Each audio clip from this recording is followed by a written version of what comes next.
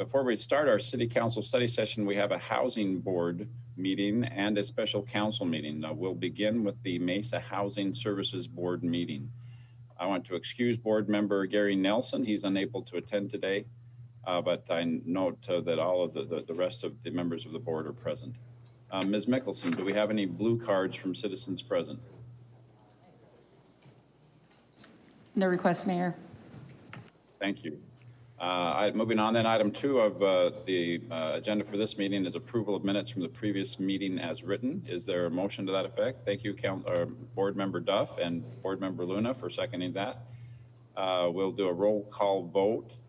Board Member Freeman, how do you vote? Aye. Thank you. Mr. Whitaker? Aye. Thank you. Mr. Redia? Aye. Thank you, Ms. Duff. Aye. Thank you, Mr. Luna. Aye. Thank you, Mr. Thompson. Aye. Thank you. That passes unanimously. Item 3 on our agenda for this meeting is to hear a presentation and provide direction on updates on the city's housing choice voucher programs, including utilization, funding, and expenditures. I believe we have our great housing director, Mary, present for this presentation. Good morning, board and chair members. I'm Mary Brandon, and I'm here to give you our quarterly report for the Housing Authority. On our agenda today, I will be reviewing the voucher utilization for 2020, the rent payments for 2020, and the Vash program update. Also, we'll be reviewing the families that we have served in this last year with our housing programs. This slide is our voucher utilization. Our goal is always to be as close to 100% for the average calendar year as we can. As you see in this chart, 2019 is in blue. We did have a dip in March and April, and that was due to some additional vouchers that we received. We started pulling from the waiting list in April, and you can see that that started increasing our utilization in July and continued to increase throughout the year. In red is our 2020 utilization, and because we were higher in December of 2019, that does start us off pretty high in January. So we have to let our attrition run its course to bring us down so we have that average of 100%. We will end the year right at 100% for 2020, which that is good news because that means that we are utilizing every voucher that we have. Also, as a reminder, the calculation that HUD uses for our administrative fee, which is our funding that we use to run our program, is calculated from our utilization. So we will be able to maximize the amount of admin fee that we will receive next year. This slide is our housing assistance payments, which is the rents that we pay. Again, in blue is 2019, and you can see that this is the percentage of what we use that has been allocated for our rents from HUD. So our percentage of what they allocate each month, you can see in the blue for 2019 that it was low, and that mirrors our utilization of how it was in the previous slide. We did increase up to 110% of that allocation by the end of last year. This year, as you see in the red, we have been over 100% of our rent allocation the whole year, and that has been a concern and put us in a shortfall. So, but there was a couple things that we were able to do. The first one is we did have some HUD-held reserves for HAP payments, the housing assistant payments, that we were able to use for this deficit. The second thing we had is we were able to apply for some additional funding because of our rents increasing. This is due to the market rents being so high. They keep continually increasing. And then also due to COVID, we had our participants who had loss of income. So that makes it where we're paying a higher portion of rent in their behalf. I wanted to share this slide with you today. This is the per unit cost for rent payments. What that means is for the for every voucher we have, this is the average of how much rent we are paying per unit. That is you will see in 2019, from January through December, it was an 8% increase. That's due to the market rents and also the decrease of income. In 2020, from January to what we're estimating that we will end in December, it's going to be an additional 5% increase. We have a forecast tool that we use that HUD gives housing authorities, and it goes by what our history is, what we've paid, what utilization is. So we are forecasting next year that it could be possibly another 6%. So I wanted to share this with you to show you that due to the higher rents and the decrease of income, we are paying higher rents per voucher. One thing we were able to do is we were able to apply for some per unit cost set aside funding. We did complete that application, and we were awarded an additional $501,000 to help with this deficit on these rents, so we can continually pay or lease to all of our vouchers, that we don't have to not use every voucher. We're able to afford it and pay the rents as well. This is our Vash vouchers update. I wanted to share this with you today, and I wanted you to see from January of 2019 to November of this year.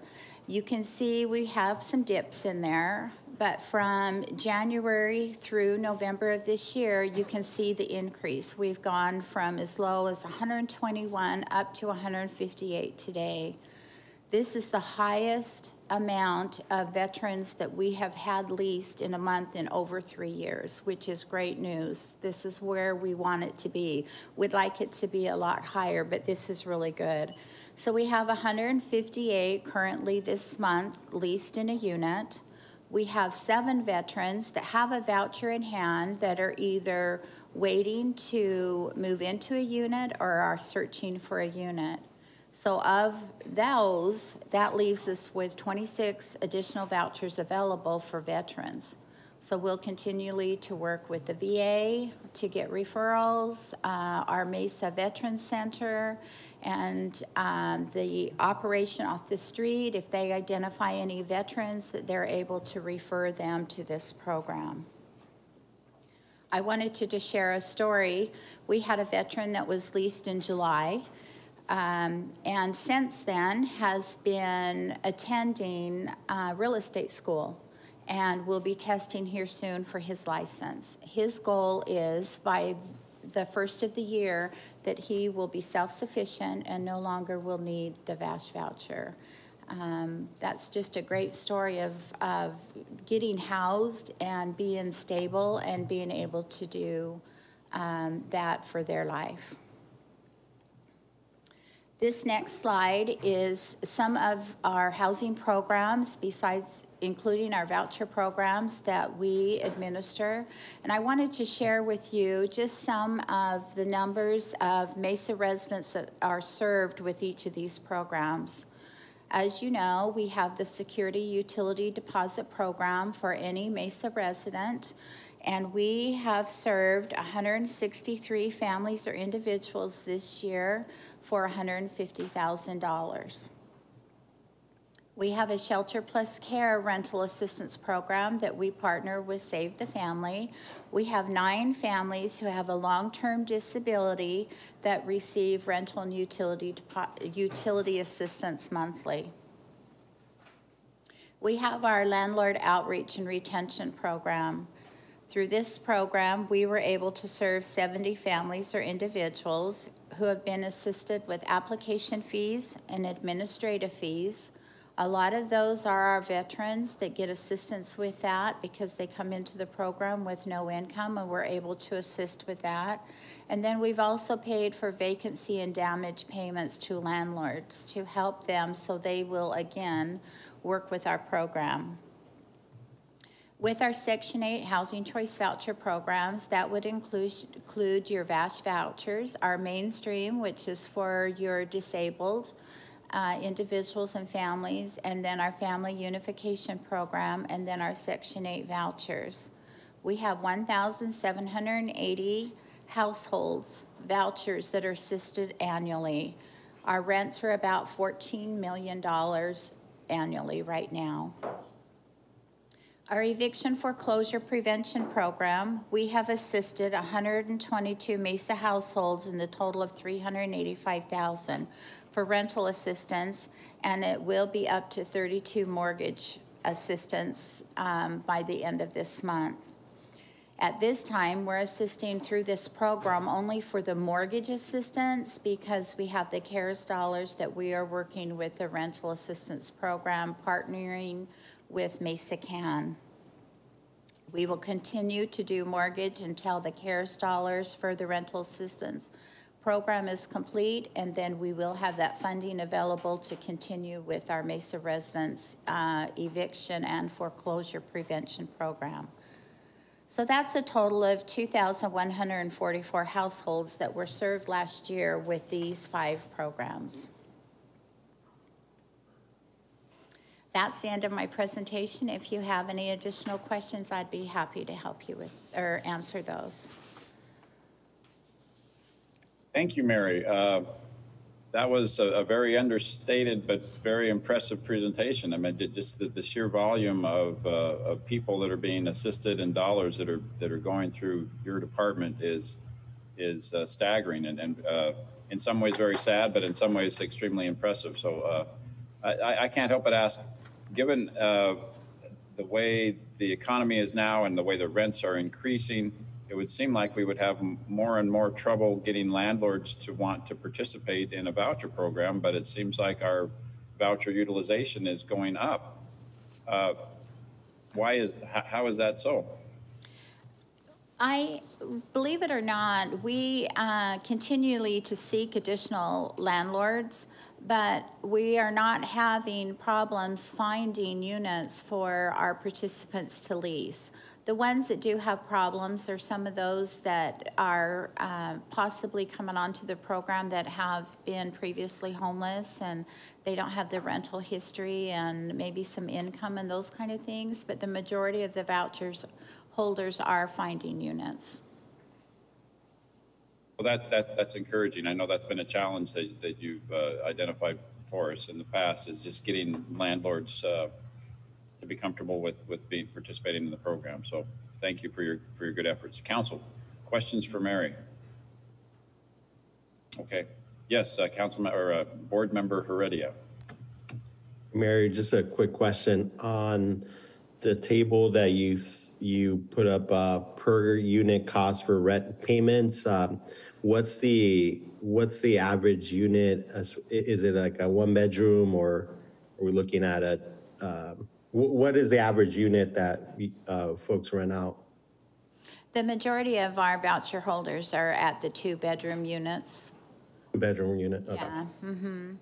And those rents are anywhere from $1,000 up to $1,300 a month right now. Okay. Thank you. Other questions for Mary? Councilman Duff. Yes, Mary, I'm sorry. I think my computer glitched. Was that a 2-bedroom, did you say? Yes. 2-bedroom is our average. We have, I believe it's like 80% of our vouchers are in 1 or 2 bedrooms. Can vouchers be shared? Let's say we have 2 people who maybe can go together on, let's say, a home rental versus an apartment to have more bang for the buck as far as getting more space, or is that program available? That is acceptable through the HUD regulations. We typically have not done that as as of today, but that is a possibility. And that is something that we are looking into to see if we could do something like that. It's called shared room occupancy. So that is a possibility. We have not done that before, but I was going to reach out to other housing authorities that have. Great. Apparently we have enough rentals right now, but if we run into a shortage or a difficulty finding those units to use the vouchers, it might be a consideration to get into that program and allow some sharing so that we can have more people housed. So did we get additional vouchers or funding through the CARES Act? I know not through the city's allocation, but directly from the federal government? We did. Back in a couple months, we came to you as a council as well as a board that we got that 9 additional mainstream vouchers through the CARES Act. We mostly got the funding to help administer the program is what we got from the CARES. Okay, thank you. Thank you. Any other questions for Mr. Freeman? Thank you, Mayor. Mary, the number of rental units, did you have the number of rental units? And I just, for my information, where's the concentration of the rental units? Is it in the west side of Mesa? Is it spread out through the community? Maybe you can answer that. Thanks. You bet. The concentration is mostly in the west and central Mesa, and the reason for that is a lot of your multi-housing units are in those areas there. But we do have quite a few voucher holders in the east side of the valley as well as the southeast. I could bring you a map to show you that on my next presentation if you'd like. Yeah. Do we share any of the rental units with other or neighboring communities? Or do they share with us? These vouchers have to be used in Mesa. Okay. That's what I thought. Thank you. Yeah. That's all I have, Mayor. Thank you, Mary. Thank you, Mr. Freeman. Yeah, Mary, I think it would be useful for us to see that chart you were talking about earlier, just so we can see what the distribution of units is across the city. Councilmember Duff. Yes, one more question. So do we have enough vouchers for our demand? What kind of demand do we have compared to the vouchers that we get? Oh, I don't think any city or municipality has enough vouchers for the demand that are out there. Besides our family unification vouchers and our mainstream vouchers and Vash vouchers, we haven't gotten allocation for my lifetime in Mesa. I'm not sure how long. But we can only apply for them when the NOFA comes out for the application for additional vouchers. So, for example, how many people do we have that apply for vouchers annually versus how many we're able to distribute? Well, the way the waiting list works is we open it up. The last time we opened our waiting list was in 2016, December of 2016. We received 7,000 applications. Our attrition is about 12 to 15 a month. That means someone who is no longer on the program and that voucher is available. So, you know, just a quick math, that's about 150 a month or a year. And of that 7,000, that's not very many that are able. Now, when we do pull from the waiting list, there are some that are not eligible for the program and are not issued a voucher. There's always a need, and we always tell residents or applicants that anyone can apply, and then when you come to the top of the waiting list, if you do not need it, you know, wouldn't have it, but I think there's still a high need. Wow, that's tremendous. Thank you for all the work that you do. So Mary, how many are on the waiting list right now? That's a good question. I looked that up for you guys just to make sure that I would have that. Let me go back here. It's on my sheet. We have about 700, and less than 100 of them are Mesa residents, because we do have a preference that we assist those who live or work in Mesa first. So if and when we were ever to open up the waiting list again, it's not essential that you be a Mesa resident when you add your name to the waiting list? But although a preference is given to come off the waiting list for Mesa residents? No, it's not. We preference chronically homeless and Mesa residents first. Good to know. What would need to happen for us to open up the waiting list again? What we usually like to do is exhaust our existing waiting list first before we open up another waiting list. So my guess is that we could possibly have it open again the end of next year, if not the beginning of 2022. Thank you very much. Council, additional questions for Mary? Mayor, I have one. Yes, Mr. Freeman. Mary, is there any incentives for people to get off the program? There is. We have a family self-sufficiency program that we work. It is voluntary, but if you are a voucher holder, you're able to do this. What that is that as Donna is our specialist for that, and she works with the families and individuals on their goals and what are some of the roadblocks to be self-sufficient. Do they need to get a GED, go back to school, get a different certificate? Maybe they need to learn how to budget or get a bank account, get a savings account. And so we do have that. That's when we have our family self-sufficiency graduation each year. And I believe this year, and I don't have that number with me, but I believe we had about 11 that graduated this last year. Well, just thinking about that, that sounds good. That allows people to have the opportunity for a wraparound service to help them move forward in their life. And then through the attrition of that, we can bring in other people to help them and perhaps provide the same services. All right, well, thank you. That's what I had. Thank you, Mr. Freeman. Council, any additional questions for Mary? Yes, Mr. Luna. Thank you, Mayor. Mayor, just a real quick question. So if I am interested in a voucher, obviously I'm getting into homeless or I am homeless. We go to your office on Center Street and apply for the voucher program.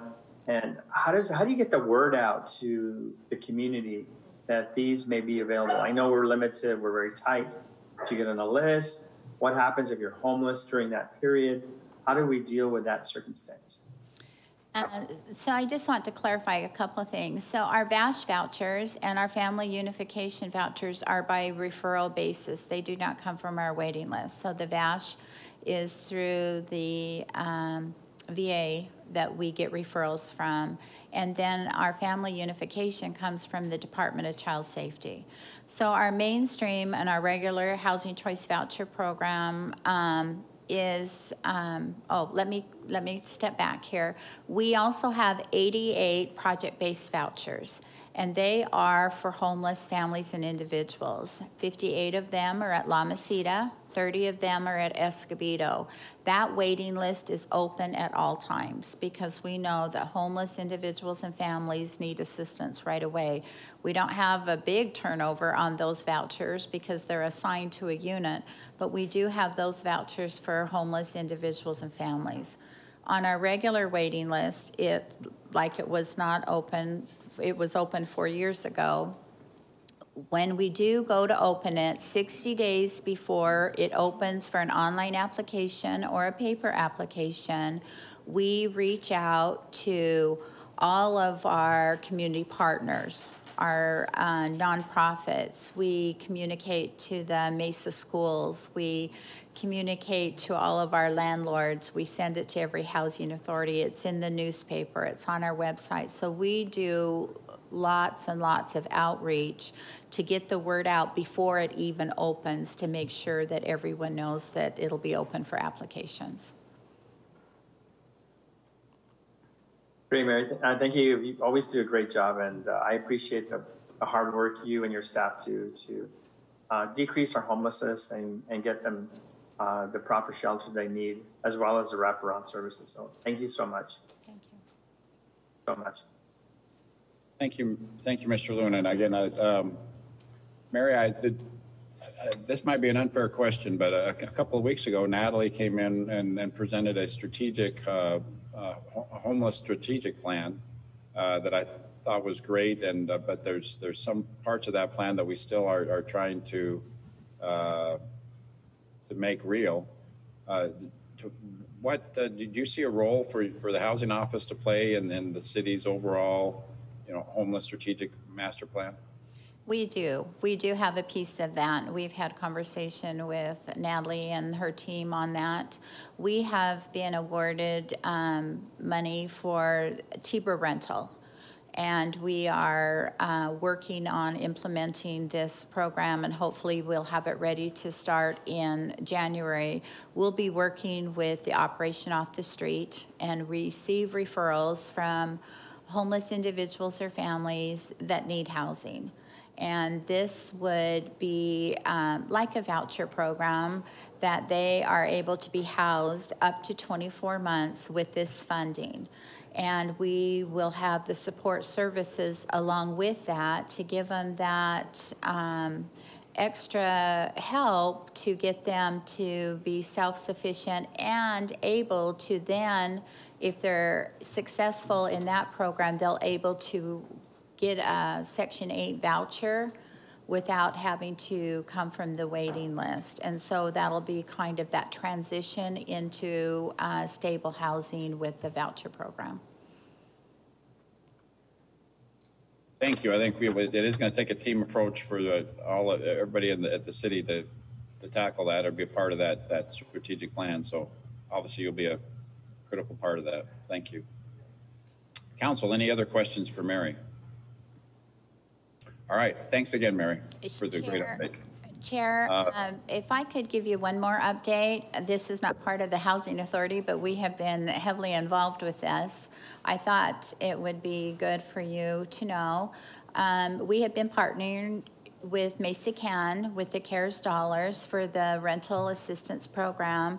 And after the checks are cut today, we would have hit $1.7 million, which $1.5 million has been in the last couple weeks. 938 months of rent have been paid, and the average that we're paying per household is $4,500. Well, thank you very much for being the boots on the ground to get that money out to the people who need it in our community. We appreciate it. Great job. Mary, anything else that you'd like to share with us? No, that's it. Thank you. Okay. Thank you very much. That concludes the items on the agenda for the Housing Services Governing Board. Council, is there a motion to adjourn this meeting? Thank you, Mr. Luna, seconded by Mr. Thompson. We'll have a voice vote. All in favor of adjournment, please indicate by saying aye. Aye. Thank you. Any opposed?